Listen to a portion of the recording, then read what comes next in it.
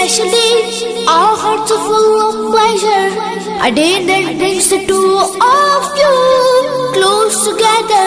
We are gathered here to celebrate a moment you always treasure. We ask Allah to make your love last forever. Let's raise our hands and make dua like a prophet taught us. And with one voice, let's all say,